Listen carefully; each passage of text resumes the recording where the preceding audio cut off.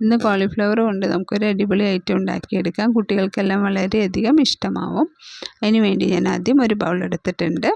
അതിലേക്ക് 1 ടീസ്പൂൺ മല്ലിപ്പൊടി, 1.5 ടീസ്പൂൺ മുളക് പൊടി, 1/2 ടീസ്പൂൺ മഞ്ഞൾപ്പൊടി, 1 ടീസ്പൂൺ ഇഞ്ചി വെളുത്തുള്ളി പേസ്റ്റ്, ആവശ്യത്തിനുള്ള ഉപ്പ്, അതിലേക്ക് 2 ടേബിൾ സ്പൂൺ അരിപ്പൊടി, 2 ടേബിൾ സ്പൂൺ മൈദ, 2 ടേബിൾ സ്പൂൺ കോൺഫ്ലവർ കൂടെ ചേർത്ത് കൊടുത്തിട്ടുണ്ട്. ഇനി അതിലേക്ക് ആവശ്യത്തിനുള്ള വെള്ളം ചേർത്ത് നന്നായി ഒന്ന് മിക്സ് ചെയ്തെടുക്കാം.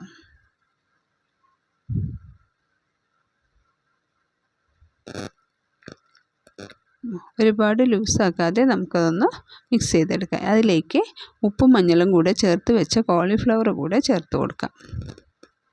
ചേർത്ത് നന്നായി ഒന്ന് ഇളക്കി യോജിപ്പിച്ച് കൊടുക്കാം.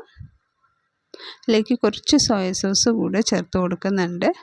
ആ കോളിഫ്ലവറിൻ്റെ സ്മെല്ലൊന്ന് മാറി കിട്ടാൻ വേണ്ടിയിട്ടാണ്. ഒന്ന് മിക്സ് ചെയ്ത് ഒരു 10 മിനിറ്റ് റെസ്റ്റ് ചെയ്യാൻ വയ്ക്കാം. ഇനി ജസ്റ്റ് ഒന്ന് മിക്സ് ചെയ്ത് കൊടുത്ത ശേഷം നമുക്കൊരു പാൻ അടുപ്പത്ത് വെച്ച് കുറച്ച് എണ്ണ ഒഴിച്ച് കൊടുക്കാം.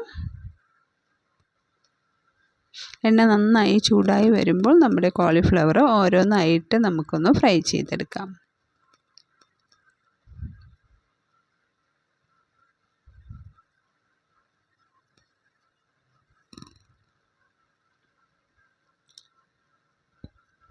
നല്ല ഒരു ഗോൾഡൻ ബ്രൗൺ ആവുന്ന വരെ നമുക്കതൊന്ന് ഫ്രൈ ചെയ്തെടുക്കണം.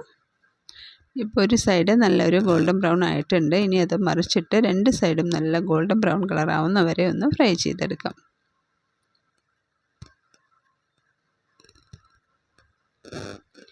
ഇപ്പോൾ നമ്മുടെ കോളിഫ്ലവർ നല്ലൊരു ബ്രൗൺ ഷെയ്ഡൊക്കെ വന്നിട്ടുണ്ട്. ഇനി നമുക്കതൊന്ന് മാറ്റി വയ്ക്കാം.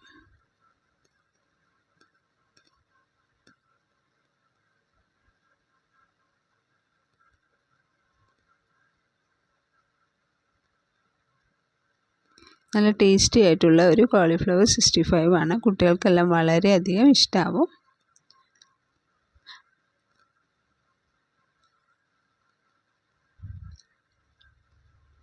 നല്ല ക്രഞ്ചി ആയിട്ടുള്ളതാണ്.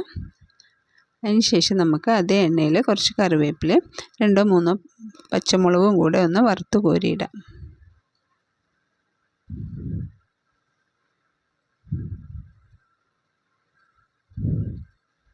ഇപ്പോൾ നമ്മുടെ കോളിഫ്ലവർ 65 റെഡി ആയിട്ടുണ്ട്.